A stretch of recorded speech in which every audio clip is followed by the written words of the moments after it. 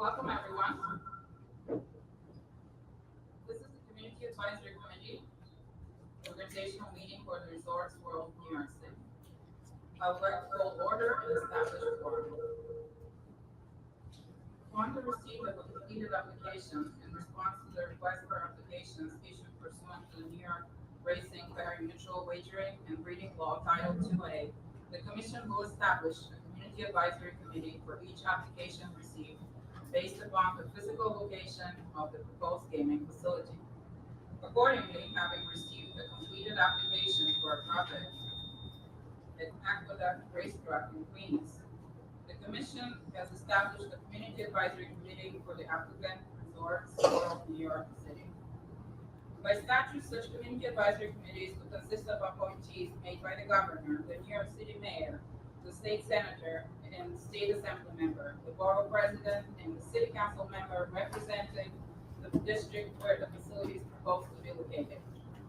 Members of this Community Advisory Committee have been appointed by Governor Kathy Hochul, New York City Mayor Eric Adams, New York State Senator James Sanders Jr., New York State Assembly Member Stacy Becker Amato, Borough President Donovan Richards Jr., New York City Council Member Adrienne Adams.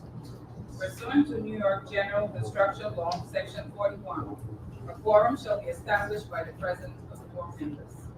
Oh, she's got a 5th member.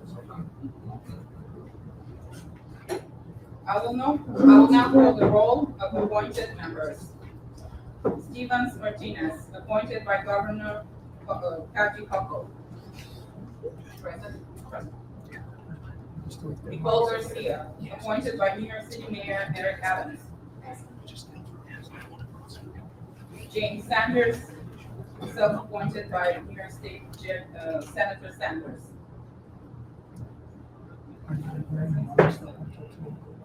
Stacy Becker Amato, self-appointed by New York State Assembly Member Becker Amato. Donovan Richards Jr., self-appointed by Borough President Richards. Right. Betty Bratton, appointed by New York City Council Member Adrienne Adams. The presence of a quorum of qualified members is established, thus enabling transaction of business. Materials to be discussed in today's meeting have been provided to all members, including Resolution 2501 regarding public access to Community Advisory Committee meetings, along with proposed rule text. Resolution 2502 regarding administration of the Freedom of Information Law by Community Advisory Committee, along with proposed rule text. Copy of brief introduction and task overview presentation, proposed template schedule, along with template form to request changes to the application and conduct a final vote. Copy of Racing Law Section 12, 13, 12, 21D, which details Community Advisory. We have one missing appointee. We still have a quorum of 5 out of 6 present. Consideration of resolution and appointment of Community Advisory Committee Chair. For New York Racing Pari Mutual Wagering and Breeding Law Section 1321 D3 E7. Each Community Advisory Committee at its first meeting shall elect the chair by majority vote. At this time, I would like to facilitate this process by opening nominations to serve as the chair of this Community Advisory Committee. Any nominations for chair?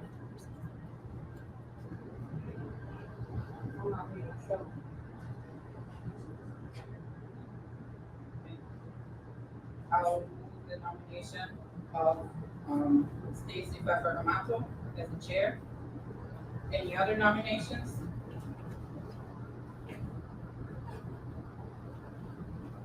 May a motion be made to close nominations? Motion. So, can I get a second? Can I get a second? I will second the nomination. All in favor of Stacy Becker Amato to serve as the chair of the Resorts World New York City Community Advisory, say aye. Aye. Aye. Opposed? The ayes have it. Congratulations. At this point, would you like me to continue with the facilitation? Yes, could you please? Sure. So thank you, everyone. My name is Laura Timova. I'm with senior consultant with NISTEC, the entity selected following the public bid to serve as a community advisory consultant for the New York State Gaming Commission. We founded over a quarter century ago. NISTEC is a nonprofit consulting company with more than 350 full-time employees with multiple locations throughout New York State, including New York City. We have extensive experience in task force and steering committee coordination, stakeholder engagement, public meeting facilitation, and adherence to New York open meeting law and large-scale event planning. I want to start by advising each community advisory committee member you have been provided with a copy of the completed application submitted by Resorts World New York City in response to the request for application. If anyone needs assistance to access the material, I can facilitate that. If everybody got the unredacted and redacted applications. As a reminder, application materials may contain personally identifiable information and trade secrets, which, if disclosed, would cause substantial injury to the competitive position of the submitting entity. Each community advisory committee member should exercise care to prevent inappropriate or unauthorized disclosure. I also want to note that redacted application responses have been posted on the gaming facility location. Best practices resolution consideration. It is my understanding that the New York State Committee on Open Government has created 2 documents to guide best practices to govern public access meeting and handling freedom of information requests. Before us in your packets are best practices documents adapted from the Open Meetings Law model, rules for public bodies, and the Freedom of Information Law model rules for agencies. All members of this committee and advisory board have been provided draft documents in advance, and I believe the New York State Committee on Open Government documents are clear and straightforward and should be Open Meetings Law. May I have a motion to adopt Open Meetings Law model rules for public bodies as adapted for the Resorts World NYC Community Advisory Committee? Second. All in favor of adopting Open Meetings Law model rules for public bodies as adapted for our Community Advisory Committee, say aye. Opposed?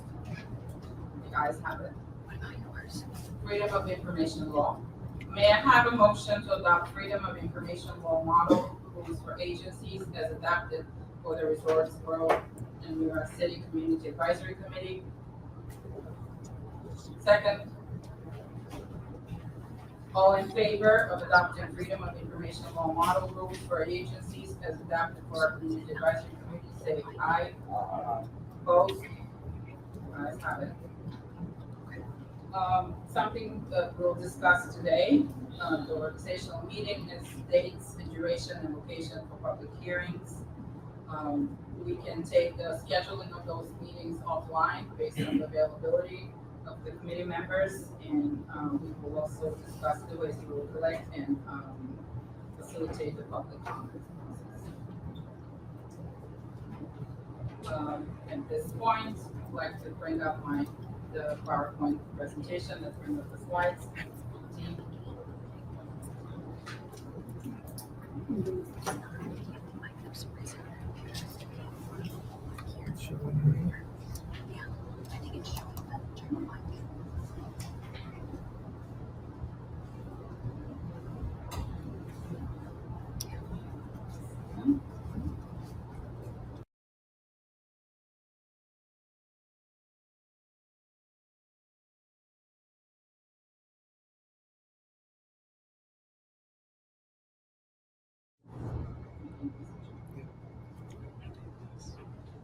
So thank you, everyone. This presentation is intended to provide a broad overview of how you all ended up here and what you're required to do in the next months. Copies have been provided and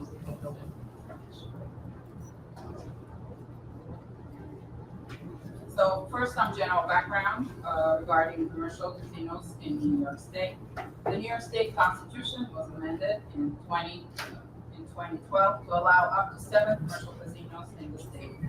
4 of the 7 casinos have been established in upstate New York in 2014, 2015, following a competitive process very similar to what we're engaging in now. In 2022, the legislature established the citing process for up to 3 casino licenses, specifically creating a gaming facility location board to issue a request for application, evaluate the application, and submit up to 3 projects for commission licensure. The board issued the request for applications in 2023 and currently has 4 board members, Vicky Bean as chair, along with Terrell Brown, Ariel Phillips, and Greg Rivers.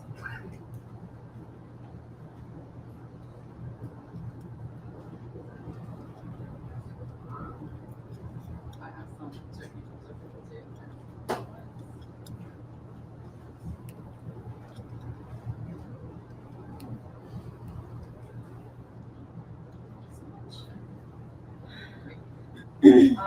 Community Advisory Committee statute. The law requires the creation of a project-specific community advisory committee to determine whether the applications should advance to the gaming facility location board for consideration. Each committee is made up of appointees of the elected officials representing the physical location of the proposed project. So, how did we end up here? On June 27, 8 applications were received, and thus 8 community advisory committees have been formed. On the slide, you can see the list of all Resorts Casino listed at the end in alphabetical order. So why are you here? You have been appointed by an appointing authority to serve as the Community Advisory Committee for Resorts World New York City, located at the Aqueduct Racetrack in Queens. So this is a picture of the Aqueduct Racetrack. Committee members have received all the application materials for the Resorts World New York City, and we expect the applicant to provide a presentation following my presentation during this meeting. So this is where we are in the overall process. The committees have been established, and this is the first organizational meeting of this committee. So each committee has up till September 30th to complete its work. Applications that are provided by their committee will be evaluated by the board via statutory criteria, and the board expects to make a selection by December 1st, followed by commission licensure considerations and procedure. Application and deadline, I will not read through this whole slide, but basically the committee is required to review their application, solicit and review public comments, and hold at least 2 public hearings. By September 30th, each committee must vote with 2/3 majority whether the application should be advanced to the gaming facility location board. A failure to hold a vote by September 30th will be deemed a rejection. So what are the duties of the community advisory committees? Practically speaking, committee members must vote for a chair, review the application, attend hearings and meetings, review public comments, vote in a public meeting before September 30th whether the project should be advanced to the gaming facility location. For the Resorts World New York City application to advance to the gaming facility location board for consideration, 4 committee members must vote in the affirmative. For application changes, we must note that the committee may solicit changes to a bidder's application. However, there are substantial limitations to the changes to be considered by the board. In discussion with the committee, the bidder may propose, may make a promise, commitment, or about obligation. To be considered, it must be reduced to writing and filed by the deadline. All promises, commitments, or obligations must be definitive, meaning not incumbent on future state or local discretionary action on a condition and ability for the bidder to perform. A committee may request a bidder change or modify their application. For such to be considered, it must be reduced in writing and filed by the deadline. Any changes or modification necessitating a change to the Environmental Quality Review Act process cannot be considered.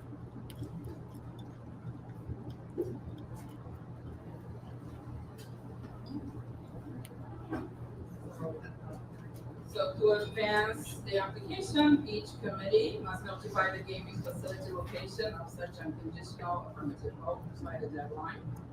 All materials and the decisions on which the decision is based is required to be delivered to the board, with members of the community advisory board concurring in the positive determining sign on the title page in this material. So, Okay for a second. recapping, third time, in case you missed it, 2/3 of the affirmative votes or votes are required for the application. I'm not time listening. Sure. The schedule, this is, just a note, this is just a proposed schedule. It's very aggressive, it's tentative. It's something, as an independent body, each committee reset their own schedule between now and September 30th. And, what needs to happen between now and September 30th is, having 2 meetings, and 2 hearings. We're having the organizational meeting now, we need to have at least two public hearings, and then a meeting for the vote. So that's all suggested. Public comments. So an important part of the committee's statutory obligation is the requirement to accept and review comments from the public. We have established a dedicated email resource for all NYC public comments at NYSTEC.com. And there's also a mailbox for delivery of regular mail public comments. There will be, all the comments will be collected and provided to committee members for their review. Comments that are previously submitted to the commission and the board regarding the project are currently being collected for the committee members' review. And those who are seeking to submit the comments are encouraged to do so soon so that there's plenty of time prior to the deadline for the committee to review. Unredacted application material. So, word of caution, as a member of the committee, you're tasked with reviewing the complete application. Hence, you'll be provided both redacted and unredacted versions of the application. The unredacted version contains personally identifiable information and trade secrets, which, if disclosed, would cause substantial injury to the competitive position of the submitted entity. Each community advisory committee member should exercise care to prevent inappropriate or unauthorized disclosure of information. Sorry to interrupt. We have one quick announcement for our virtual listeners. We're experiencing a lot of feedback and audio. This is better. All right. So our virtual listeners can't hear clearly. If anyone is listening right now on their phone or laptop on YouTube, certainly, can you please double check that your device is muted on your end, because they're picking up conversations that are being whispered or other. So if we don't take a minute, please mute anything that we're listening on. We will troubleshoot that way.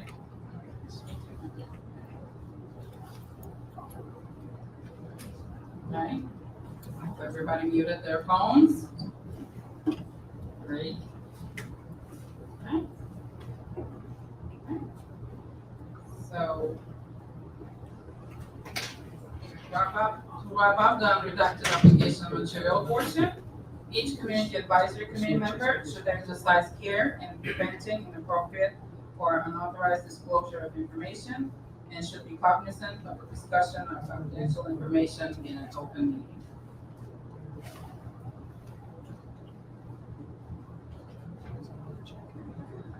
Open meetings law and logistics. So my colleagues and I from NYSTEC are providing logistical assistance to each committee, including securing the meeting locations, necessary technology, materials, and support staff.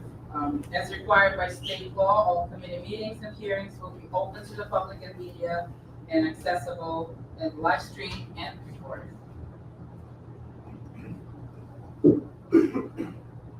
Committee members are encouraged to recommend appropriate meeting spaces. We've already started receiving some recommendation and we'll continue to work on this with the committee members. We are looking for locations that are conducive for hosting public meetings and venues available via the appointing authorities, and we welcome all of your suggestions.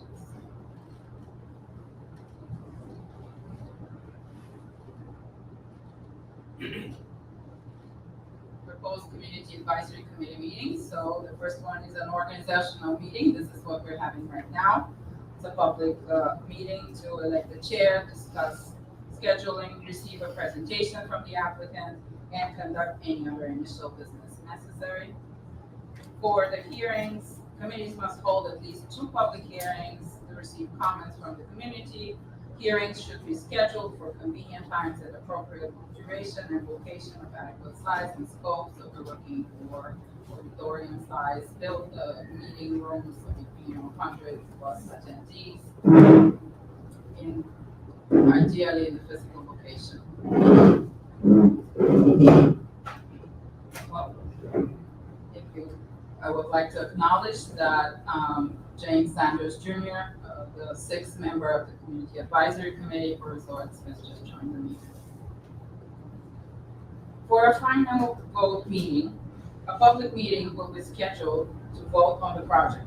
For the Resorts World New York City application to advance to the Gaming Facility Location Board for consideration, 4 members should be present and must vote in their front. So this is just a snapshot of what the meetings look like. For all in all meetings, public and media may attend to observe. If a member wishes to participate or vote via remote video conference, the application must be included in the meeting notice. Luckily today we have everybody present in person. For the public hearings, something we would like to highlight is the hearing. So the public hearings are for the members of the public and community to offer comments for the committee's consideration. Those hearings are generally include public comments up to duration of up to 3 minutes limit, and the public can also submit written remarks. So hearings are not a venue for members of the public to ask questions of the committee, and they're not intended for the committee members to ask questions of the public. They're there to hear and accept comments and proposals. And members of the public, they can also submit comments in writing in the email that I previously mentioned or via mail. Any questions or comments?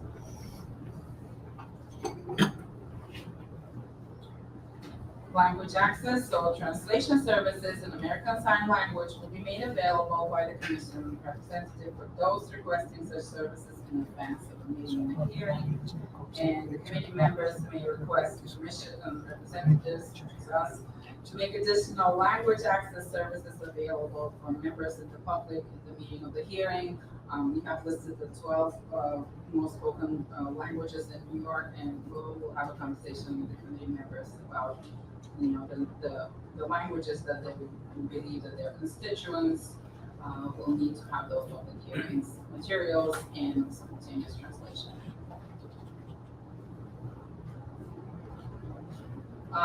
Just a reminder to be mindful of public officer law obligations and refrain from contact with any applicant or anybody on their behalf, except in the context of a public meeting or through a public comment process. This limitation does not apply to official business interactions between a committee member undertaking their position as a public officer or employee and an applicant, limited to their pursuit of local entitlements. Ethics. So accordingly, committee members should avail themselves of all applicable ethics law, rules, and guidelines. There's some resources linked here for you to ensure compliance with the state's ethics and lobbying laws. In addition, committee members should consult with your appointing authorities regarding any additional ethics training or guidance. We've included some additional links. And speaking of laws, there's some other applicable statutes relating to the functioning of the Community Advisory Committee. Finally, there's several resources in the Gaming Facility Location Board website regarding the applicant and Community Advisory Committee. This is the contact information for our team committee members have additional information, please feel to contact us. You can always contact me as well, as I've been the designated person for facilitating the advisory committee for the resorts in my state. So at this time, I would like the Resorts World New York City team, the applicant, to provide a presentation for their project. We're just gonna switch out the mic real quick before we get into the project.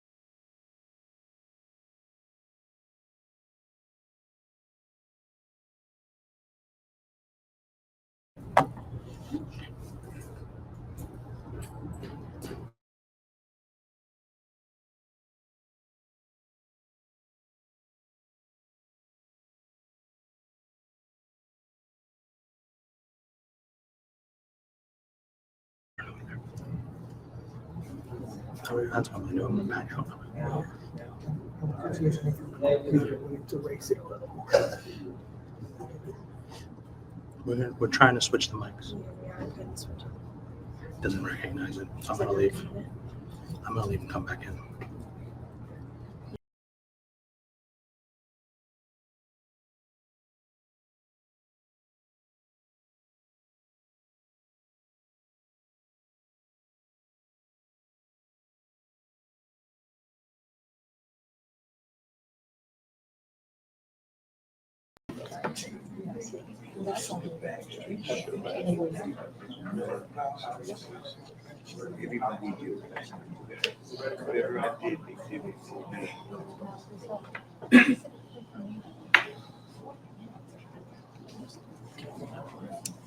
Okay.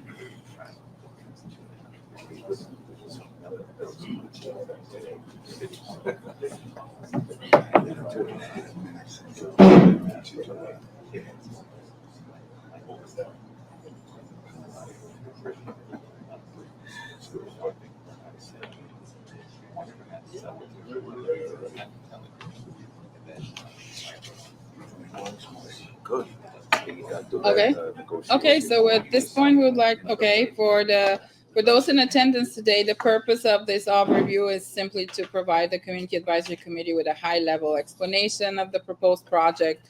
And we don't expect this to be interactive by the fellow committee members. It certainly will allow for half an hour at the end for committee members to ask questions out of the applicant. So we would really appreciate if you can wrap up your presentation within the hour. And then you can take the floor. Right. Resorts team. Good morning. We are so incredibly grateful to finally be here in front of our esteemed Community Advisory Committee. From our chairman to every team member across the globe, thank you. And thank you for volunteering your time in the heat of the summer to help us literally transform the future of Queens and New York City. But before we kick things off, there's no better voice to start a discussion about the future of Queens than one of Queens' own native sons.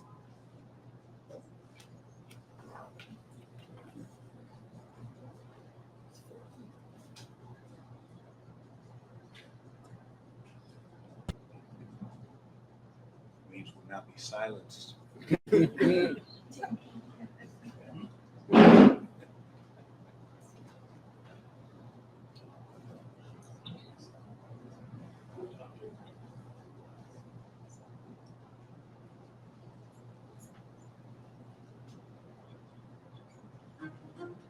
The future It's not something you wait for. It's something you build. It lives in the hands of the doers. The dream is not of the people who refuse to stand.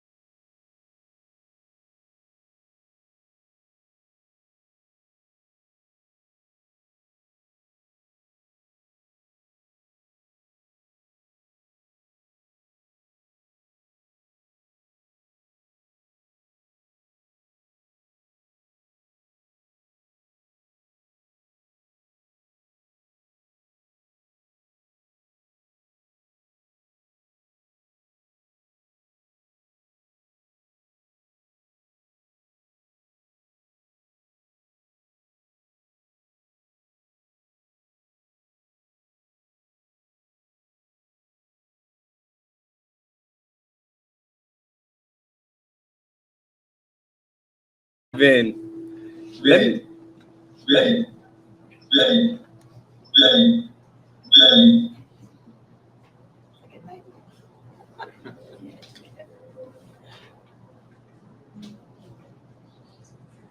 all right, I'm being told now we can dive in. So as we dive in, we are super grateful as well to have worked with many of you sitting at this table for the past 15 years. And we deeply admire the leadership that you've shown from our local community board to our borough hall to our state capitol. And it's a pleasure to work with some new faces. For the benefit of those who are watching the web version, my name is Kevin Jones. I'm about 10 years older than that picture, by the way. But I serve as the Chief Strategy and Legal Officer of Resorts World East. As some of you know firsthand, we have worked tirelessly for the past 15 years in preparation for this moment. And it is our humble honor and privilege to present this application. I'm going to add something, ad-lib for a second, to just let you know we would encourage your indulgence here. This is not a short presentation. We are going to take the better part of the hour. And that's because we're intentionally being thorough. This is something that we've worked on together. The people at this table, the people in this room, the people in this community, and we are going to do it justice. So indulge us for a little bit. We're going to be thorough. We're going to be detailed, but I hope that everybody in this room and everybody listening online will understand why. With that, the people here to help me do justice to our bid and our proposal in our community starts with Robert DeSalvia, President of Resorts World East. Bob is one of the most accomplished and respected gaming operators in the industry who will speak to our business model and operations. Representing our architectural partners from Perkins Eastman are Sean Bassler and Alberto Caballero. Representing our human resources is Patricia Griffiths, our Vice President for Talent Acquisition and Development.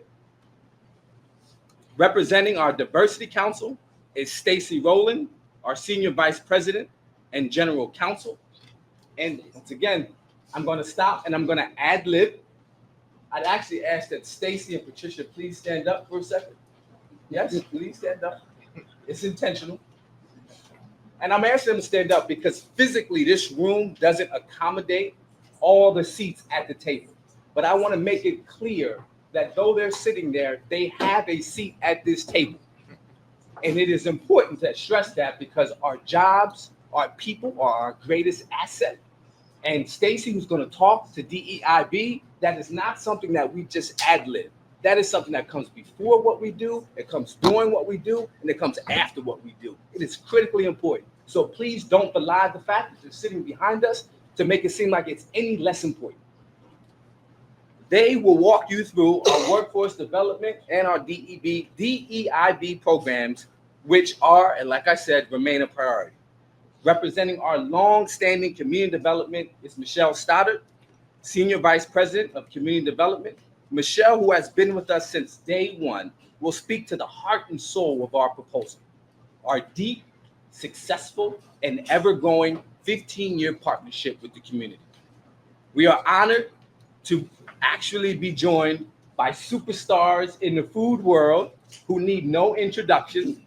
You heard from Nas, but a little later you will hear from Chefs Marcus Samuelson and Chef Scott Conan, who reflect the caliber of people and partnerships joining us on this mission.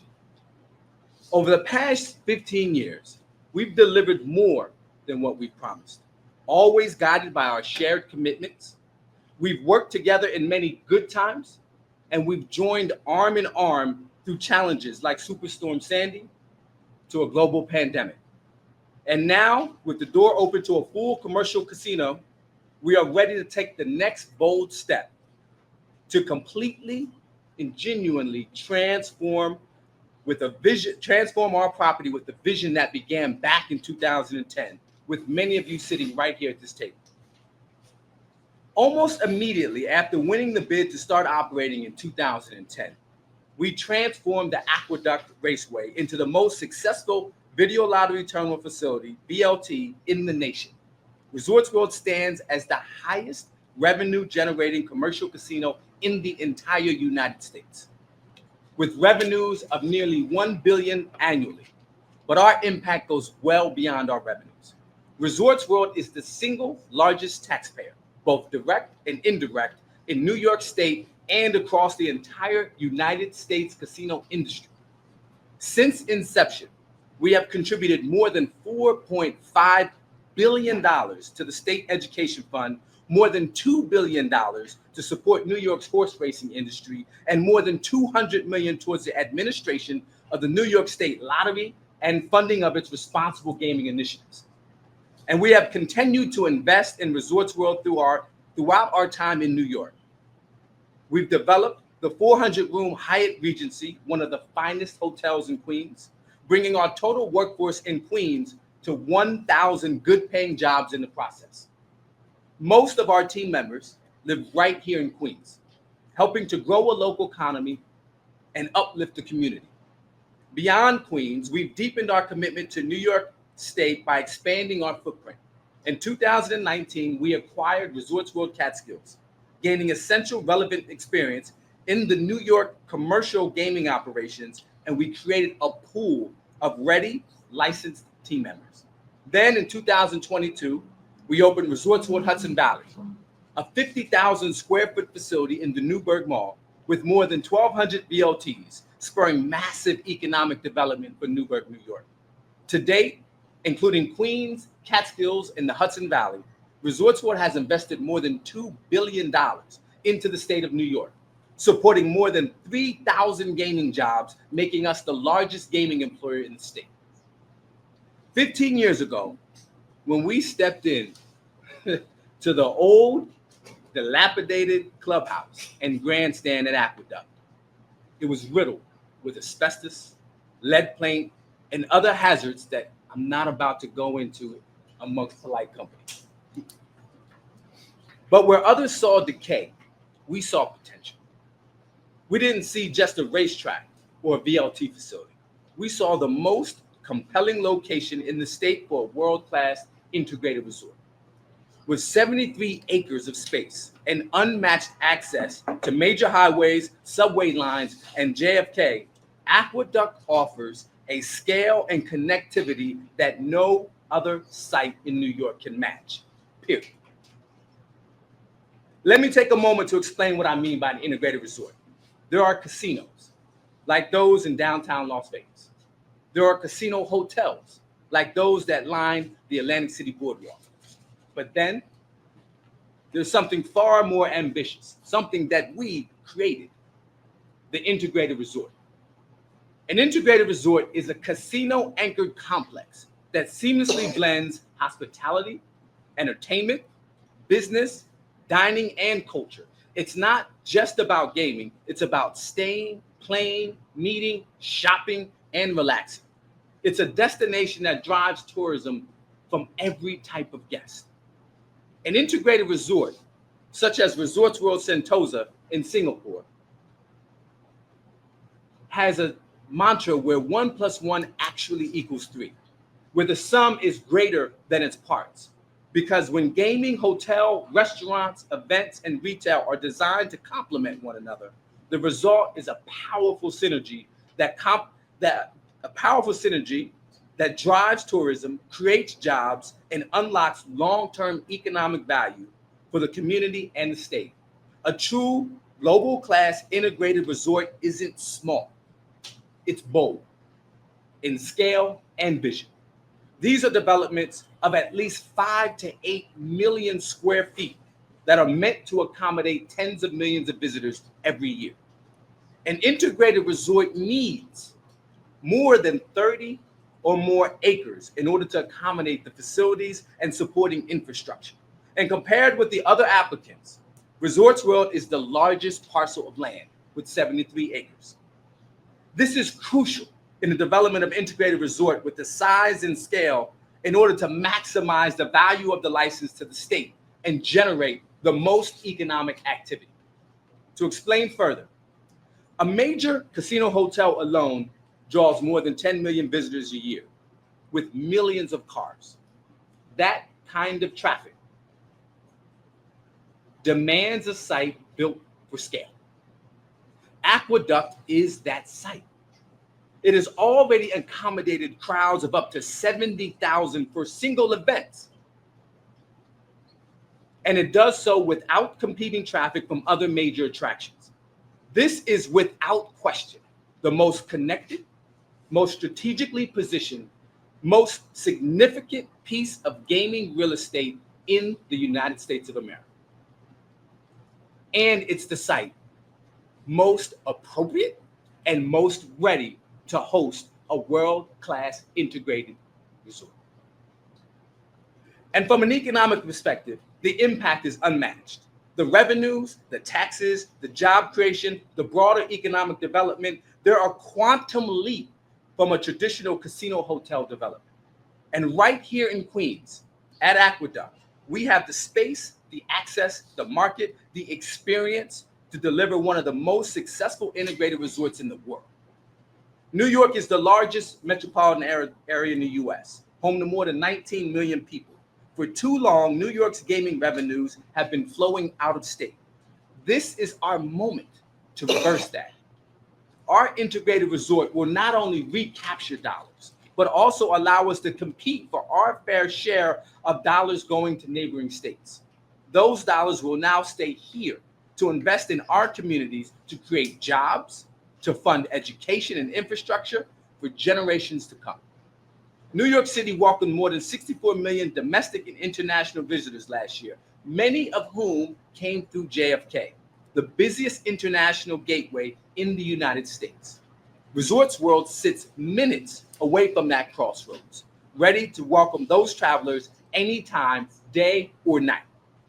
New York is the biggest gaming market in the United States, and with the largest metropolitan population in the country, it's only fitting that New York is also home to the largest casino in the nation.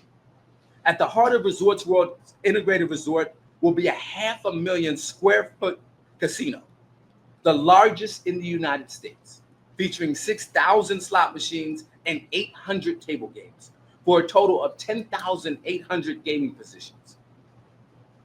But it won't just be built big, it will be built right. We're delivering the most spacious casino in the country. That means more comfort, more privacy, more luxury, an elevated experience for every guest who walks through our doors. The casino is also designed with ample space to accommodate exclusive private gaming suites, tailored for high rollers who value privacy, comfort, and discretion. These suites will feature in-room dining, curated beverage service, a dedicated personnel, and deliver the highest level of attention and care. Resorts World has deep experience operating in these high-limit private suites at our properties in Singapore, Malaysia, and around the world.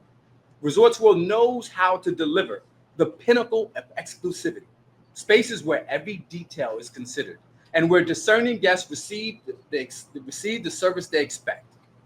Beyond the casino floor, our vision is supported by unmatched amenities, 2,000 hotel rooms, a 7,000-seat multi-purpose arena, more than 30 world-class restaurants and bars, a world-class spa and IU day club, more than 75,000 square feet of convention and meeting space, a dozen acres of public green space, and 7,000 parking spaces, the large majority of which will be covered, a vital step in ensuring that we're competitive with other major casinos around the world. And to be clear, none of this matters without exceptional service. That's why we're committed to train and employ 5,000 full-time unionized team members ready to provide the highest level of service and hospitality.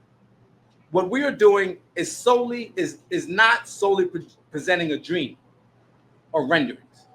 Resorts World is real, operational, and ready, truly ready to go.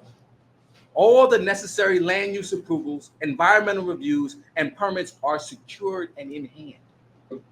That means the moment we receive a casino license, we can transition from our current VLT layout and complete the permanent casino build-out, featuring 4,000 slots and 250 tables within just 6 months. Yes, we are prepared to open by this time next year and generate jobs and tax revenue immediately to the state of New York. No other proposal, let me say that again, no other proposal can come close to our speed to market. That advantage, our capability that we have painstakingly prepared for 15 years. As an already fully operating casino, there is no completion or operation risk with our bid. In short, if you approve our bid, you'll be choosing certainty, built over 15 years. Our gross gaming and other revenues will experience a game-changing exponential change and surge. That explosive growth will fuel tens of thousands of new direct, indirect, and induced jobs and generate substantial new tax revenue to support the MTA, education, and other state priorities. Resorts World will become one of the most significant economic engines in Queens history, propelling local growth and opportunity for generations to come. Our corporate vision is to be the leading integrated resort operator in the world. Now, with your support, we're ready to bring that vision to life in Queens, creating a world-class integrated resort unlike anything seen in the United States, one of the finest in the world, built on a legacy of trust and success. This project will uphold a record of execution and excellence in our partnerships. We are ready to deliver and to make Queens and New York proud. And with that, I'm going to turn it over to Bob. Thank you, Kevin, and good morning, committee members. Thanks for the opportunity to be here today. I've worked with 3 leading global integrated resort operators, and nothing has been more exciting and rewarding than my time with Resorts World. They are the true pioneers of the integrated resort concept. It all began with the creation of Resorts World Genting in Malaysia in 1965, the same year the World's Fair here in Queens. They will be celebrating their 60th anniversary this August atop a 6,000-foot mountain with 10,000 acres of land, now one of the region's most iconic destinations. From that foundation, Genting Group rose to global prominence and made significant investments in the United States. It began with the financing of Foxwoods Resort Casino in Connecticut, which opened in 1992, and was recognized as the world's largest casino resort for a number of years. This was followed by the financing of the Seneca Niagara Casino, which opened in 2002. Then, in 2006, Resorts World was awarded one of only 2 coveted integrated resort licenses in Singapore. Resorts World Sentosa was the first to open in January of 2010. It is now a world-class integrated resort combining tourism, hospitality, and gaming, along with the Universal Studios theme park and the largest aquarium in Asia. Right here in Queens, we won the right to develop the video lottery facility at Aqueduct in 2010, and later invested in Resorts World Catskills and Resorts World Hudson Valley. That same bold vision was carried into Las Vegas with the opening of Resorts World Las Vegas in 2021, despite the global challenges of COVID-19. This was a true testament to the resilience and development skill of our group. I was fortunate to join Resorts World in 2019. It was an incredible journey through the COVID-19 years and demonstrated the sheer determination of Resorts World to overcome adversity by continuing the construction of the Hyatt Regency. Today, we arrive at the doorstep of a 15-year vision to create a world-class integrated resort at Aqueduct. During my career, I've seen world-class gaming markets in places like Las Vegas, Macau, Singapore, and Malaysia. But I have never seen an opportunity comparable to what lies before us right here at Resorts World. New York hosts more high net worth individuals than any other city in the world. This is the epicenter of global finance, tourism, and culture. Yet many of these high net worth individuals travel out of state to game. Now they have Resorts World as the alternative, just a short distance from Manhattan, without the need to drive or fly for hours. Combining deep local demand, high disposable income, international tourist appeal, and unmatched accessibility by car, mass transit, or plane, this is the perfect destination for the best untapped gaming destination in the United States. The state is authorized to award only 3 commercial casino licenses in downstate New York. To maximize economic development and tax revenue from those limited opportunities, the most strategic path is to focus on the bids offering large-scale integrated resorts like ours.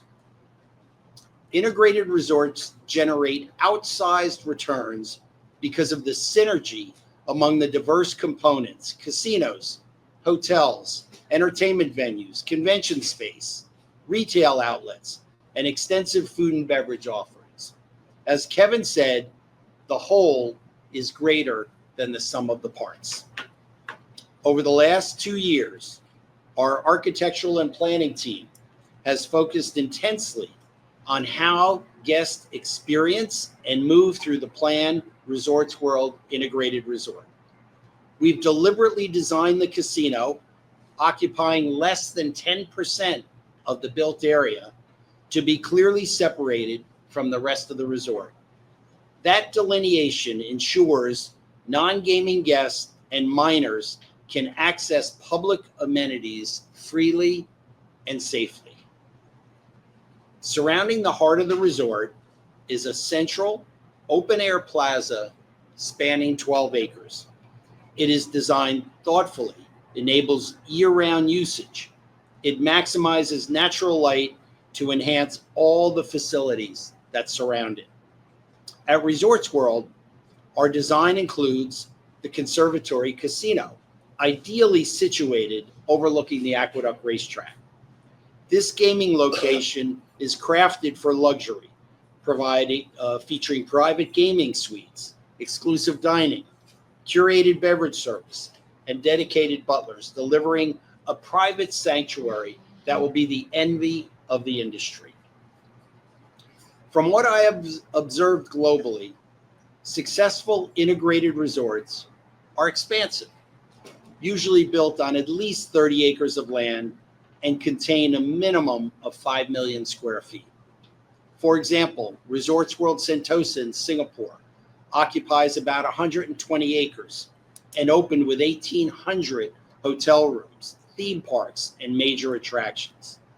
In Las Vegas, most of the large casino hotels are situated on approximately 100 acres. Just as essential is parking capacity. If you go to any of the surrounding casinos, from Atlantic City to Pennsylvania to Connecticut, any successful casino hotel boasts 4,500 to 7,000 parking spaces. This is important because our players expect a level of comfort and security that public transportation alone can't match. Resorts World is sited at the most eastern location of any bidder. We have the advantage in capturing most of the Long Island market, especially table games, which are not available in either Nassau or Suffolk counties. We do not have to compete with other large scales of events in the area that would compound traffic congestion, making our site the best option to generate the highest return on invested capital for New York. We have been intentional with our hotel design features and capacity to give our players a host of options on where to stay. Whether you get off a plane and want to stay here or prefer to be in the heart of Manhattan, we have worked to capitalize on many attractions in New York City with innovative partnerships. Upcoming road improvements to the Van Wyck Expressway and in our surrounding area will help make this connection seamless. Resorts World embraces everything that defines New York City. Of course, people come from all over the world to take in Central Park, visit museums, or tour the Statue of Liberty. They see the latest styles at Fashion Week or visit global sporting events like the US Open right here in Queens. Resorts World will integrate them into our casino programs. This isn't, though, just about gaming revenue. It's about driving more tourism across the city, especially here in Queens, which has so much to offer. Resorts World will join the pantheon of attractions alongside Broadway shows and restaurants. It will create thousands of indirect jobs, with every event anchoring us deeper as an economic engine for New York City. While Resorts World believes it is the strongest candidate for one of the 3 licenses, we fully recognize that the value of selecting 2 other high-quality proposals. Rather than fragmenting demand, this creates a critical mass that enhances the entire area's appeal. Healthy competition drives more visitors to all 3 casinos, and the market is large enough for all. Having 3 casinos in downstate New York is not a constraint, but an opportunity. Let's take a step back and look at other corners of the world where integrated resorts thrive alongside one another. In Singapore, Marina Bay Sands is a mere 5 miles from Resorts World Sentosa, or just an 8-minute drive away. Both are doing incredibly well. Now let's look at the New York metropolitan region. It has a population 3 times larger than Singapore and welcomes nearly 4 times as many visitors. Downstate New York has the clear ability to host 3 successful casinos in close proximity. Regardless of where the other 2 licenses wind up, Resorts World will capture the largest market share, thanks to our unmatched location, size, and scale. Once fully licensed, our casino will deliver tax revenues dramatically higher and faster than competing proposals, which feature smaller floor plans and will take several years to activate after us. Let's be clear. With 500,000 square feet of gaming space, Resorts World has the capacity to host more slot machines and table games than any other bidder. That scale allows us to operate the largest and most revenue-generating casino floor in the country, backed by our deep global experience in offering high-limit baccarat and other games. I should point out that at Resorts World, many of our guests are non-gaming visitors, tourists, and local residents. They come to enjoy convention facilities, dine in our world-class restaurants, take advantage of our entertainment offerings, enjoy our public green space, and experience the vibrant life of the resort. Before ending, I would like to address the issue of public safety and responsible gaming. Our security team will build on our 15-year relationship with public safety experts and first responders, including NYPD's 106th Precinct and the FDNY, to ensure that our visitors and surrounding community remain safe. Additionally, Resorts World has developed and constantly maintains a best-in-class responsible gaming program in conjunction with our partners at the state. This integrated resort is a game changer for Queens, for the city, for the state, and for thousands of people who will work, visit, dine, and enjoy themselves here. We firmly believe that Resorts World is the best option for a casino license that will serve as an economic engine for decades to come. To explain the thought process behind this, I'd now like to pass things over to Sean and Alberto. Thank you. Thanks, Bob. So having heard from Kevin and Bob about Resorts World vision and operating strategy, we'd like to show you how we make this a reality. I'm Sean Bosler, co-CEO of Perkins Eastman. Our firm has been honored to work with Resorts World for over a decade, helping bring this integrated resort vision to life and create something extraordinary for Queens and New York City. So a little bit about Perkins Eastman. We're a New York City design firm, founded and headquartered in New York. While we have work all over the world, some of our most impactful work is right here at home. Our ethos is the belief that design should have a positive impact on people, places, and the environment. We're urban architects, and much of our work focuses on placemaking and creating destinations that unlock the potential of sites, weaving communities together with a mix of uses. To us, Resorts World embodies this opportunity and more. Working with us is a large team of some of the most talented engineers and consultants in the world who each share the same passion and vision with us. Our design vision for a true New York integrated resort began with the expansion of the Hyatt Hotel and Gaming and the future planning we did around the existing facility. This planted the seed for the expansion and growth for an integrated resort by putting in the infrastructure with the flexibility to quickly expand and have speed to market unlike anywhere else. We planned for the future of what this location could become. With 73 acres of underappreciated and undeveloped site, there is no better location that exists anywhere in the world for an integrated resort. And as urbanists, we truly believe this. Our site sits at the doorstep of JFK, which welcomes over 63 million travelers a year and is a gateway to New York City. Additionally, Resorts World is embedded within the most culturally diverse community in the world and the borough of Queens. This is the soul of what makes New York great, people and places. And it's our vision to unlock this potential. You can travel the world and not find a site that offers the unique combinations of scale, infrastructure, connectivity, history, and access to a skilled workforce that support a truly successful integrated resort of the magnitude found at Aqueduct.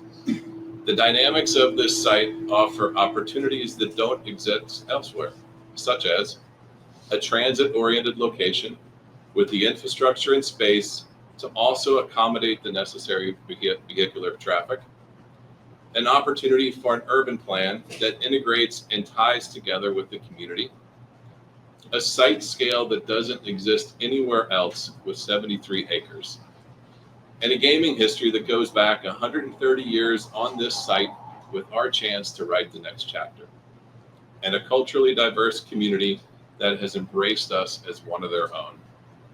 To us as designers, Resorts World is the only site that has the true potential to be an integrated resort destination for all New Yorkers and visitors alike.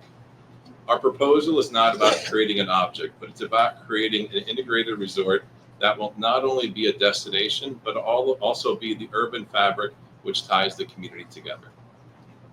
All right. Hi, everybody. I'm Alberto Cavallero. I get to do the fun part and show you the details of this. Design principal at Perkins Eastman. Our design team is inspired by the imagination of our clients, Resorts World, their vision to create this integrated destination resort here in Queens, New York's biggest and most dynamic borough. Nothing like this exists in New York City. I think you'll see that our vision is bold, yet it's rooted in authenticity and placemaking that unlocks the potential of this once-in-a-lifetime site. Our design vision has focused on three themes that I'm going to use to sort of guide you through the elements: biophilic sustainability, New York-centric escapism, and a community amenity. These will make sense momentarily. But first, some context. Of course, the location, right here in Queens, next to Aqueduct, not far from JFK. I think when you look at these images, it's notable that the immediate area is so densely packed with housing and buildings and generally devoid of public open space. This is a region of the city that is underserved by green space. The historical context is very important as well. As Sean mentioned, Aqueduct has been a thoroughbred horse track, continuously in operation since 1894. That means that the neighborhood, this site, and the diverse cultural framework around it have developed together as a gaming destination for the last 130 years. And then importantly, the ecological context. It's important to remember that this region is part of an ecosystem that is enriched by wildlife, plant life, and is deeply connected to the water. Zooming in on the site, and note that these plans are oriented with north to the left. The existing 73-acre campus, the red line there touches Rockaway Boulevard to the north, the A-train track to the west, Aqueduct to the east, and the neighboring building, New York Racing Association, NYRA, has been operating the track since it opened and is planning a consolidation at Belmont Park in the next year. The site currently consists of Resorts World, the casino, which opened in 2011, the Hyatt Regency, which opened in 2021, the existing 4,779 parking spaces, of which about half are covered. And it's a quick drive or train ride to JFK, which you see there in the background. And in fact, the adjacency to JFK, with its limitations on building height, has actually been a positive design driver for us. It's reflected in a master plan that scales itself down to the size of the neighboring residential areas. We think that's a really important and positive thing. The new elements that you'll see shown on this plan, and as mentioned before, the new hotel and casino, bringing the total key count of the hotel up to 2,000 and approximately 11,000 gaming positions. The new parking structure, bringing parking capacity to more than 7,000 spaces, and most of which are covered, along with the new central utility plant in that same area. The 7,000-seat multi-purpose arena, and in the landscape, the promenade, the plaza, courtyard, and conservatory gardens. So coming back to our design themes, the first one is about sustainability, a key element that weaves together the entire design of Resorts World. It starts with how the buildings look, the way they're connected and curved, connected to the landscape, bringing indoor and outdoor spaces together, with plantings throughout, eco-friendly materials, generous access to daylight, and living green exterior walls. but it's not just an aesthetic thing. The looks are an outward expression of Resorts World's deep commitment to sustainable design. The facility will be exemplary as a model of decarbonization and energy efficiency. The new construction will be designed to achieve a minimum of LEED Silver, with a goal for even greater performance. There is a significant investment in renewable energy. What you see there is about 5 acres of rooftop on-site photovoltaic solar panels, planned to provide 12% of the project's energy demands. The new central utility plant, highlighted there at the lower left, will be comprised of high-efficiency, state-of-the-art cooling and heating equipment. Environmentally, the whole site will be much better tied into the local ecology. There will be dramatic improvements in stormwater management. Even with a significant increase in built space, we're creating more overall green space, allowing us to capture and treat stormwater right on site. The design also demonstrates a commitment to the principles of transit-oriented development. The existing A-train station connection will tie directly into a new public arrival zone. The main drop-off zone for the entire resort will include sheltered bus stops for the Q37, as well as Resorts World's own shuttle service. In fact, the entire campus is planned as a pedestrian experience inside and out. The low scale of the master plan, which I mentioned earlier, is evident here. The bulk of the public spaces are on a single floor with intuitive wayfinding that's more visitor friendly than what you might find in a high-rise environment. This diagram shows how all the functions flow through the main entry lobby and the plaza.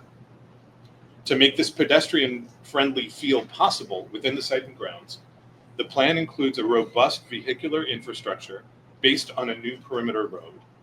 From this outer ring, visitors with cars seamlessly enter one of the 2 parking structures. Car service and buses are shepherded to one of 2 major drop-off points. And service and loading points are also carefully coordinated from this perimeter road, allowing us to marshal support and equipment without disruption. Our next theme, New York-centric escapism. As a new addition to our great city, the design of Resorts World strives to become part of the pantheon of must-see destinations in New York. To that end, the design includes a series of unique places. Every entry point and lobby is an elevated experience, where each visitor can feel like a rock star. Whether you arrive by car, bus, train, or plane. On the side facing Aqueduct Racetrack, we're enclosing the old track grandstand, which you can see in the inset photo there, into an interior space like no other, the conservatory. The conservatory will combine epic views with places to chill out and play inside as well as just outside in the gardens. There will be spectacular views from this space and from private suites out toward the racetrack. The 7,000-seat arena, multi-purpose arena, is a flexible space intended for everything from concerts to large events. The IU Day Club will be a sunlit, conditioned environment that provides a relaxed resort atmosphere with the ability to transform into a performance venue for the best DJs from all around the world. Food, of course, is an important part of this experience, tapping into the uniquely rich multicultural culinary scene in Queens. 2 destination restaurants are the prize venues among a wide range of culinary options on site. There will also be retail space, a ballroom and meeting space, other unique architectural moments, and of course, all the gaming space. Too many to describe in detail today. I think the important thing is taken as a whole. This is an iconic must-see place that people are gonna come and experience, whether they're international travelers or they're New Yorkers. The third theme about giving back to the community. We know that Resorts World is a proud member of this Queens community, and they've been committed to the cultural and financial health of the area since they opened in 2011. The design of the new facility also gives back to the neighborhood with real public space and pedestrian-friendly amenities I'll show you in detail. This starts with the materials of the buildings themselves. For example, at the edge of the site closest to our neighbors, the planted wall softens the scale of the parking deck to fit in with the trees of the neighborhood. The warm tones of the facade are welcoming. But perhaps the most important public gesture here is the provision for some 12 acres of new public space, what we call the green network of the site. Around the perimeter of the site, stretching from Rockaway Boulevard to the A train station, is the Leslie Landscaped Promenade. It includes a line of walkways where you can take a walk while learning about the local ecology, flora, and fauna. There's the Pocket Park that provides a destination outdoor space that's relaxed and residential in scale. At the heart of the campus is Resorts World Plaza, a major public space of 3.5 acres that connects the resort to nature, sometimes as a quiet hangout, and sometimes as a festival space. The surrounding structures buffer it from the harshest extremes of weather, but it's also a park that celebrates the seasons of New York in a new and fun way. With this design, Resorts World is doing its part for the present and future of Queens and New York, both as an experience and as a contribution to the city's tradition of public space. I want to wrap up this section by reflecting on the scale of transformation represented in this proposal. The transformation of a vast asphalt parking lot to a green oasis that provides beautiful, safe, and useful outdoor space. A proud example of how sustainable design can save energy, prepare us for the future, and connect us to nature. A place that will delight the senses and entertain, while providing a strong economic base for the region through the creation of thousands of jobs and state revenue. And most importantly, this is a project that fits in harmoniously with the surroundings and history of the site and designed to be efficiently built in phases. That's the vision of Resorts World. It's our vision, Perkins Eastman. We couldn't be more excited, and we hope you love it as much as we do. And with that, I'll hand it back to Bob. Thank you, Alberto. And thank you, Sean, for the great work that you have done, you and the team, on this project. A world-class facility of this caliber demands world-class chefs. And with us today are two of the most celebrated ones on earth. You may have likely heard of Chef Marcus Samuelson's much revered Red Rooster. You may have seen Chef Scott Conan on the TV series Chopped. Now, I hope you will join me in welcoming them to Queens. And I'm going to turn it over to you, Scott. Thank you, sir. Thank you. Good morning. It's really a pleasure to be here. Thank you for this. Like Chef Samuelson, I've had the honor of leading restaurants in New York City. New York City, arguably the toughest and most rewarding market in the world. I've been all over this world and I've judged plenty of chefs, and there truly is nowhere on earth like here in New York City. The creativity, the innovation, and the excellence that just seems to thrive here. As part of this project, to be part of this project and have a concept here in Queens is something that I'm incredibly proud of. And some of you may not know, but I've long history with Resorts World. Chilayo Steakhouse opened at Resorts World Catskills. And then just last Wednesday, we opened a new concept in Hudson Valley at the Resorts World there. So it's all clear. I am all in on this company and on this project.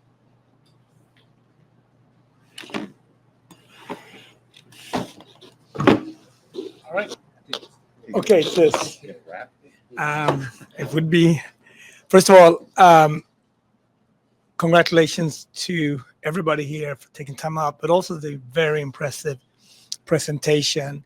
And it's a true honor for me and Chef Scott to be part of this.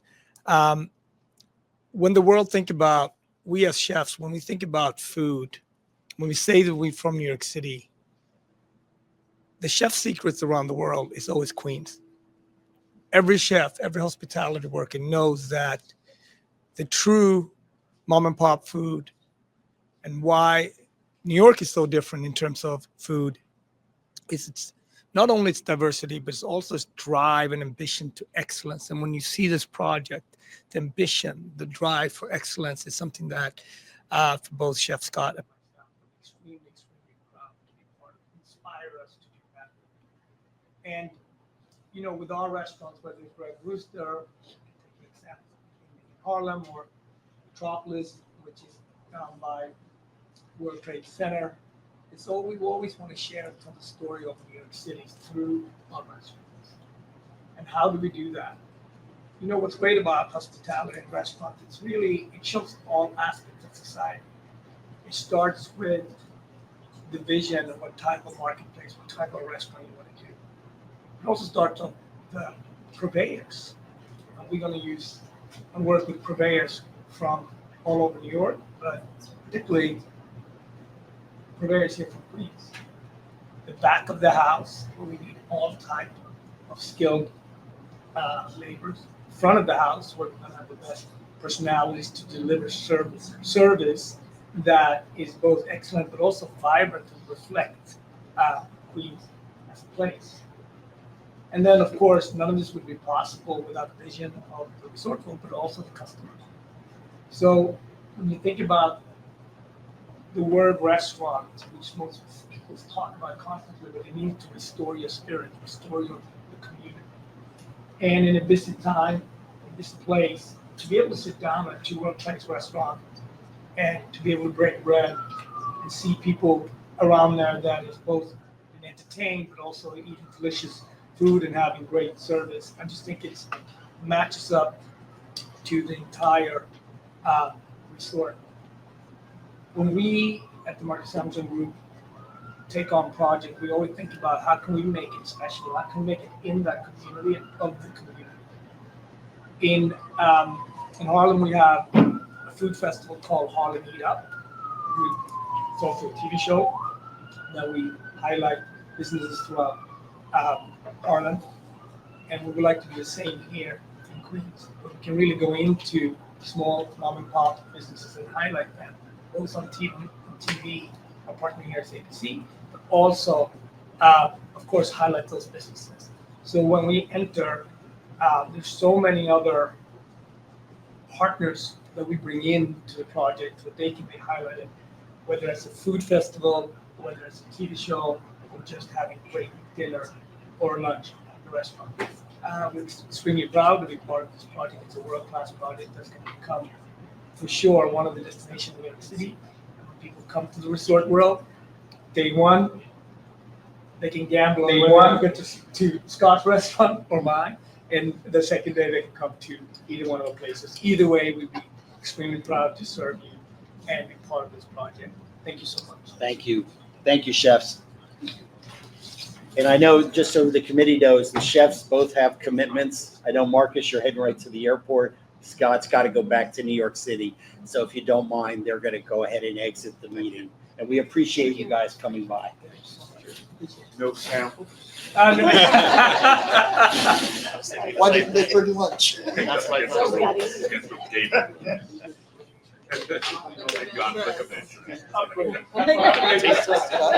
This is the part where the real leaders of this project step in.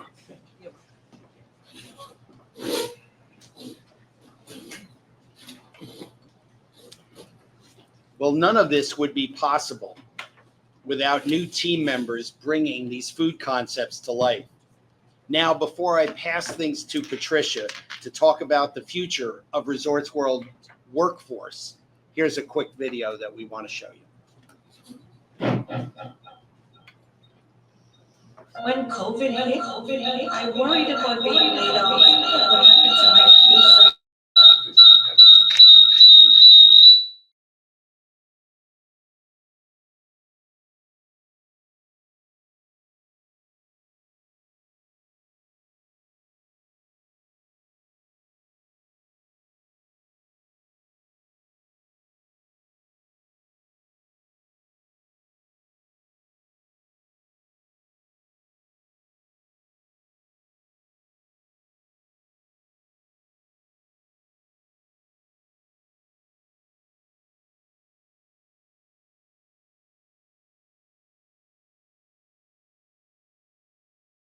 Since November 12th of 2011. My family live in Queens. So I wanted someplace local to work. My first conversation with HR was, okay, so you're going to grow here. And I really feel that Resortsville has my back. We have growth for careers, we have stability, we have healthcare. Resortsville has been a great benefit to the community. I am Resorts World.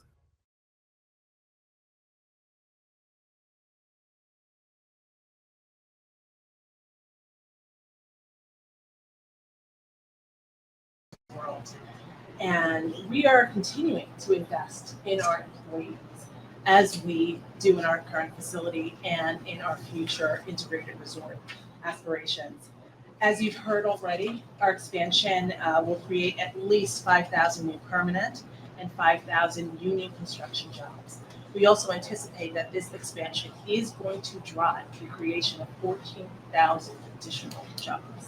That's 24,000 jobs coming right here to New York City. Resorts World is as committed as ever to union labor to ensure fair wages and job security for our workforce. Because of that partnership, our team members' median wage is $39 an hour. When you factor in benefits, that compensation reaches nearly $150,000 per year. And more than half of our 1,000 plus employees currently live right here in Queens. We have existing collective bargaining agreements and a signed project labor agreement in place. We are the only bidder in this application process that can say that. What does that mean ultimately? It means that today we can actually tell you exactly how much we will pay our current as well as our future team members from construction through operations.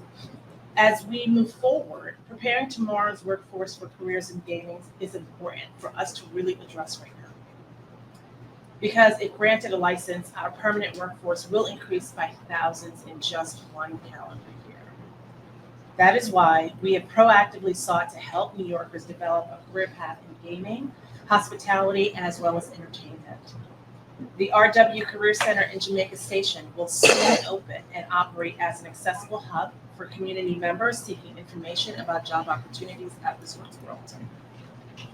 Resorts World is also prepared to provide immediate hands-on training to individuals interested in live dealing through our dealer school.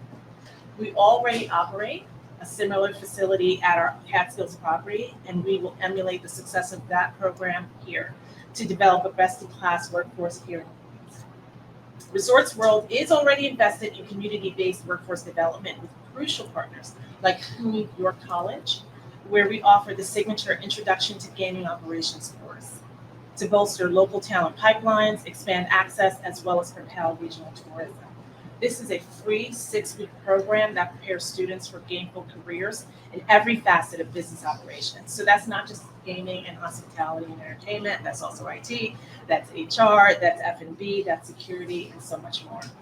And this program is already expanding to several additional CUNY campuses citywide as we accelerate our workforce development.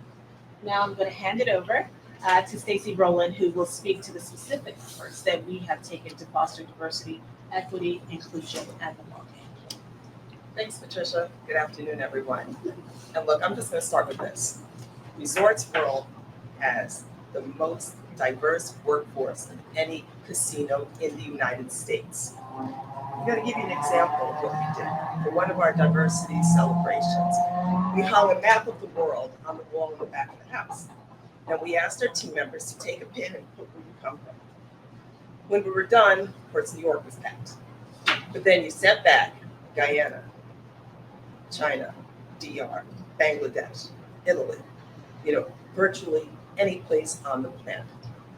So the Resorts World Diversity Council, we work tirelessly to make sure everybody has their voices heard. They have a sense of belonging, and they come to work in a safe space. But we also have to look beyond our 4 walls of the facility. Our procurement process has been intentional. We work with minority business enterprises, women business enterprises, veteran-owned business enterprises. We have gone beyond our commitment through our initial construction as well as 10 years later when we did our Hyatt Hotel. We will continue this business imperative, work with MBEs, WBEs, SDVOBs, businesses seeking their certification, and local enterprises to make sure everybody has an opportunity to do business with Resorts World. And when we opened, there was an understandable concern about what's going to happen in small businesses in the area. We created a community partnership. We have small businesses in the area that we actually encourage our team members and our Genji reward card holders to patronize. They go there, they get a discount. We have their logos on our website doing advertising. Moving forward, this expansion will allow us to make it greater for everybody surrounding us. Another example of the commitment, I'm going to look straight at you, Senator, is the Southeast Queens Business Incubator, a free 12-week program for local entrepreneurs that are looking to scale their business.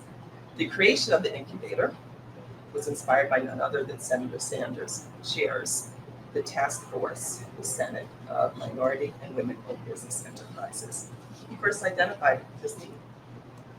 Today it's run by the Rockaway Development and Revitalization Corporation in collaboration with New York Small Business Center at York College and Modern Community Capital. Since its inception, last year, graduated 30 fellows, 67% women businesses, and most are either from Southeast Queens or the Rockaway. The third group is now underway as we speak. So in the same spirit, community, I'm going to transfer this to Michelle Stoddard, who heads our community development team. And she's going to share information on our corporate philanthropic program, Resorts World Gives. She's going to let you know where we've been and where we're headed. Thank you. Thank you, Stacey. Good morning, everyone. It's been important to our business model since day one that Resorts World proves itself as more than just a successful enterprise, but as a trusted community partner with purpose, one that keeps its promises. Since we first opened our doors, meaningful community development has been an essential part of our work every day. Because Resorts World knows trust takes years to build. This means recognizing and helping to further fuel the incredible work that so many organizations, a lot of who are here with us today, do for our communities.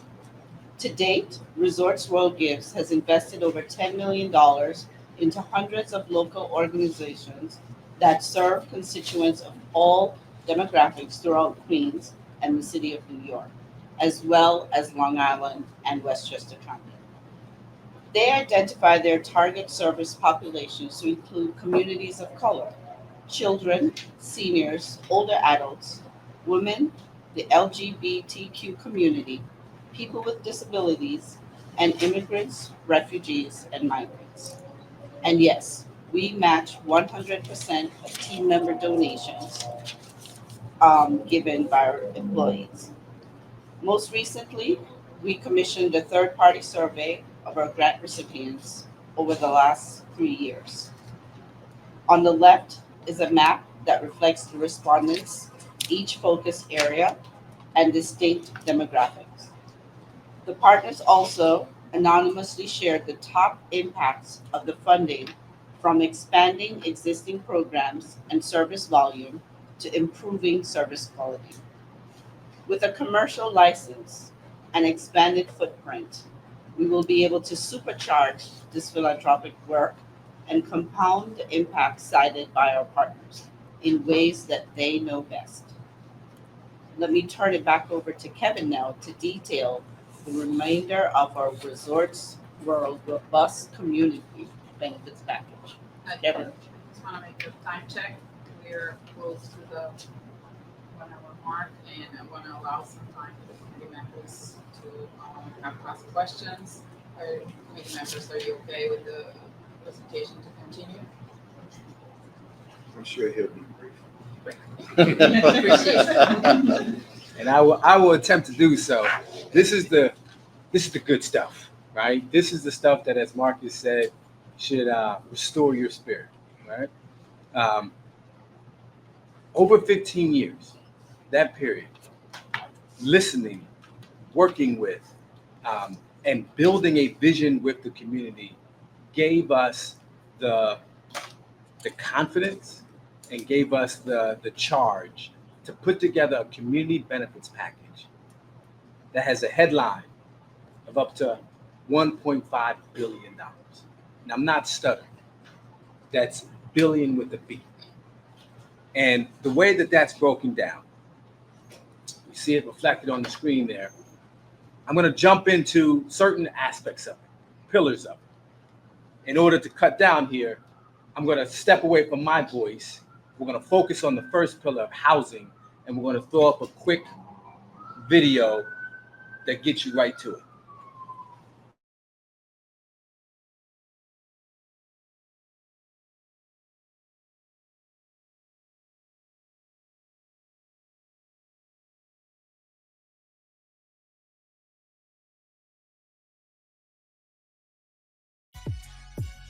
This is one of the most important announcements we've ever made. 50,000 units, creating tens of thousands of union jobs. So listen up, brothers and sisters. What do we need? Who's figuring it out? And who's here to help? Workforce World New York City is proud to partner with Cirrus Workforce Housing and Union Labor to build up to 50,000 affordable workforce housing units across the 5 boroughs. On what that means when they give me the cue. Sorry. So now that I'm cute, the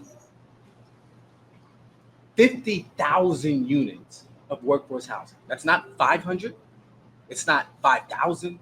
It's 50,000. And the way that we're doing that is we are marshaling $750 million that's going to go into this housing fund with Cirrus. The way it works is we put in $25 million every year, right? We'll do that over a full license term. We're committed to it. Cirrus will then come and match that, right? Cirrus is going to do a multiplier effect approach, which is trying to multiply that by 35 times. That's billions of dollars into housing. And how does it work? You're going to find out more about it in about a week's time. In about a week's time, we're going to announce the first housing project with Cirrus. That's going to be a project with 3,000 units of housing. Those 5,000 units, what it's going to do, it's going to break it up. It's going to break it up, and it's going to do it neighborhood by neighborhood. It's not just at our site. It's not just where we would love to put it, at the track when NYRA consolidates in Belmont. This is all over Queens. That first project we're going to announce in a week, it's not by our site, somewhere else in Queens. And that project is going to have its own series of programs. It's going to have its own eviction assistance. It's going to have its own adult care. It's going to have its own child care. It's going to have all of these things contained in that project. And we're not going to do it once. We're not going to do it twice. We're not going to do it 10 times. We're going to do it about 20 times. And we're not waiting to do this. We're not dangling a commercial license to say, oh, well, we will do housing if we get a commercial license. No, we signed that agreement. We started funding this work. We're doing it now. The only question at this table is whether or not we're going to be able to do more of it. If we get a commercial license, we're going to do more of it. And not just more of what we're doing, but a whole hell of a lot more than anybody else has even fixed their lips to say. That's housing. I'm going to jump all the way down, and I'm going to go to the Innovation Campus. The Innovation Campus, what is it? The Innovation Campus starts off with $50 million of seed money. That seed money is going to go to the pre-construction, programming, and fund creation for the Innovation Campus. We will create a fund through a community trust. That trust will itself go out and get up to $500 million. That $500 million will go to not only the construction and operation of the Innovation Campus and all of its components, but that will also set aside money that Genting will continue to support to the tune of $25 million a year, right? This is where the math is adding up here, right? You got $25 million a year going to housing. for $750 million worth of a commitment. You got $25 million a year going to the Innovation Campus Community Trust, adding up to another $750 million a year. That's separate and apart from Resorts World Gives, what Michelle has been doing, and she's going to continue to do, which is millions of dollars a year going to our community network. That's separate and apart from over $100 million that's included in the infrastructure plans that you've heard in our project. And that's separate and apart from the way that we'll continue to work with the community to master plan what can happen and should happen at the Aqueduct site. All of that allows us to put together an innovation campus that has 3 different components to it, right? The first component is on healthcare, health and wellness. The next component is on a STEAM center, right? You've heard STEM. That A now stands for arts, but that A also stands for AI, right? We want to make sure that we invest heavily into AI to make sure that the community in Queens is prepared for the future and not left behind. And then another component of it is the Jet Center. We have a video, but we're gonna skip that. We've had enough, enough videos for the day. At the Jet Center, Kenny Smith, who would love to be here today, has helped us create not just a community center, but a place where you can go, you can find out how to not just be an athlete, be a top athlete, but you can also find out how to match that up with the state-of-the-art training in multimedia, right? And Kenny's the perfect namesake for it, right? I don't know if Kenny's watching, but I'm sure you'd say a lot more and you'll hear a lot more about it. Jumping over all of that, I'm going to go back to the fund, right? Back to what this fund is setting aside. Because every year, we're not just bringing people onto our campus to do this incredible community work. We're not just putting $750 million into it. We're making sure that it goes out into the community.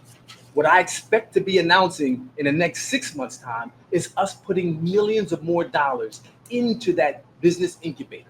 I expect us to be announcing millions more dollars going to education. These are things that we are committed to do and to do more of. And boy, we would like to get started. So with all of that, I'm going to come back and I'm going to just run you through some of the things you've heard today. We are a global team. We're coming with that global vision for this to be an integrated resort. You've heard it over and over again because it's different. It's different than the other applications which are offering casino hotels. It's different because it needs to be different for the benefit of the state. It needs to be different if it's going to generate the highest revenue. We don't shy away from the fact that we are a casino. We are a casino. We're not trying to be something else. Our site has been a gaming site since the 1800s. The Pope came to our site and the Pope knew it was a gaming site. Just the same way we know. We're not hiding from it. We are trying to figure out a way to make it something that helps develop the community in a way that has never been done before. We are also the most experienced team. The team that we have here, I'm not mincing words when I say Bob is one of the most respected people in the gaming market, who's been with all the other players. We have the experience to do this. We have the licensure to do this. We're the only team in this whole process that already has licensed commercial employees that could start working tomorrow. That's an advantage. We also have the perfect site. Let's not kid ourselves, right? We have the site, right? You're not queuing on streets to come into our site. There's about a quarter mile entering to our site. You're not worrying about security. Players who are coming carrying tens of thousands of dollars are not being asked to go get on a bus. Let's be real. This is the site that the state needs, that the community wants. I just wish we could have been doing this 2 years ago. Let's also talk about the fact that Stacey said we are the most diverse, bar none. And in that diversity is the fact that we have existing collective bargaining agreements. We're not guessing at what we're going to pay people. We can tell you right now, we have the highest wages in the gaming industry. And we will continue to do that. We will continue to pay that. And I can tell you, I have a Schedule A that will break down all those job classes and tell you exactly how much they'll make on day one. And nobody else can do that. We have a signed project labor agreement. Not a memorandum, not a handshake, but a signed project labor agreement that we know works because we just used it to build a hotel. At the end of the day, we're a better site. We have a better team. We have better experience.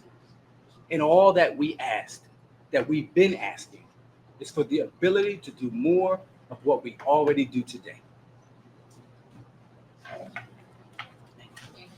Thank you.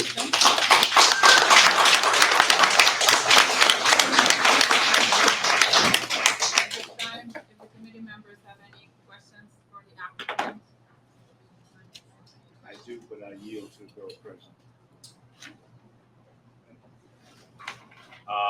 Can you just speak about your projected revenue with the expansion per year? Bob, you want to start into that?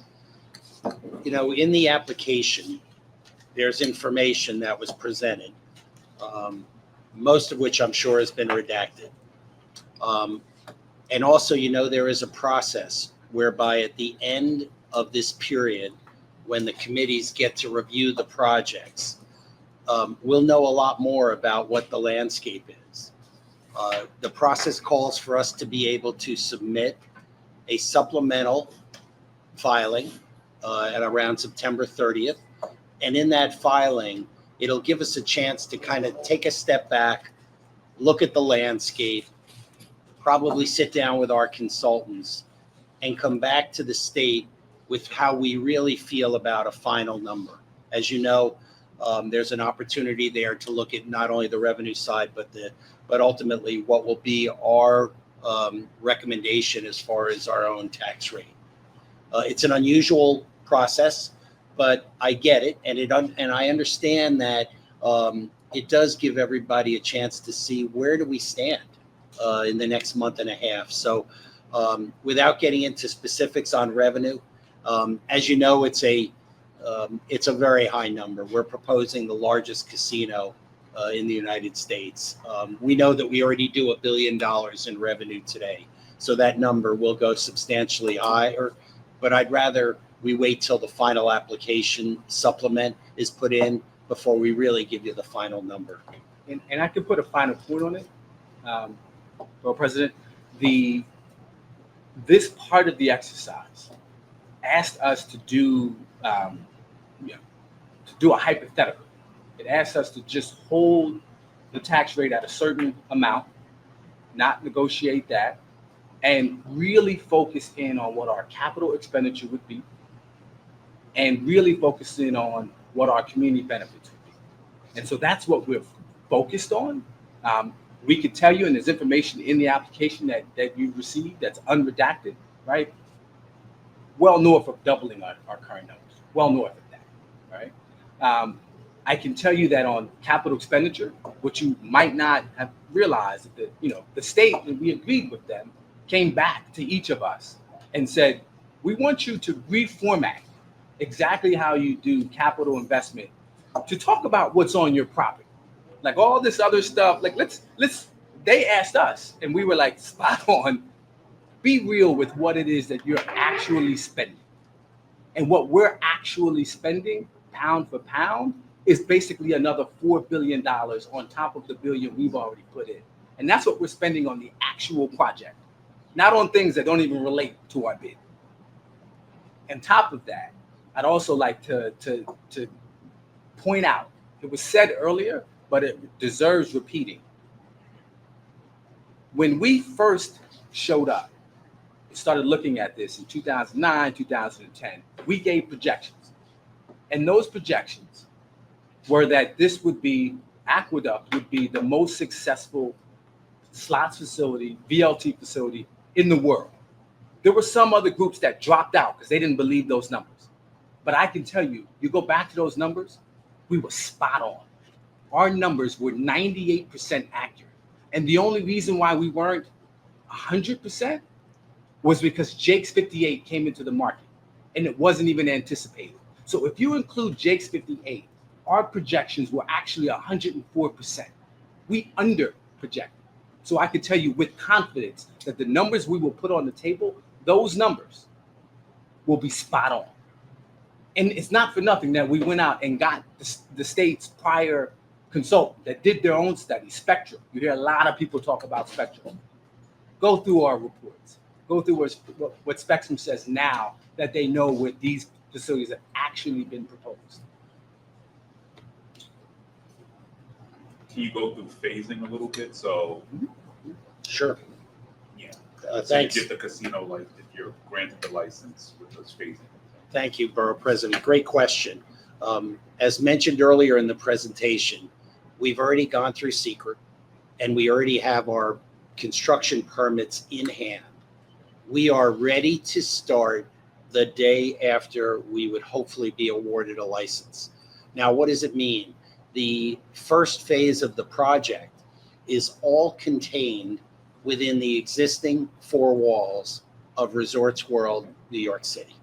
We were so lucky early on that Resorts World decided to not only remediate the entire building, but also build out the entire building, even though we have empty, kind of mothballed space as we speak.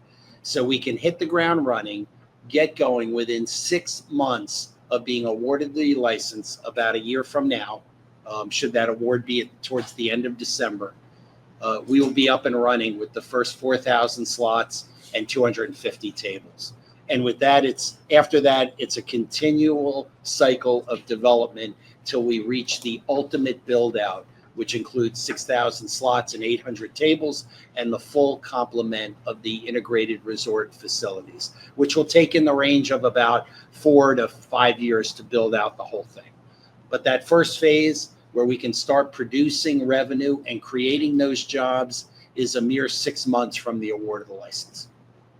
Just my last point, if you can get us, so you said a little bit more than half of your employees live in Queens. Do you have a breakdown by zip code? We do. I don't have it with us, but we could submit it to the committee. Absolutely. And then I'll just add on the community benefits fund. A lot more conversation happen on what's happening outside of the site. Sure. But we can have those discussions. I don't want to monopolize all the time. But, all right. But definitely the local hire. It's an MW. On zip code, there was an exercise in the bid that asked you to look at your local community board and see what are you doing in that specific local community.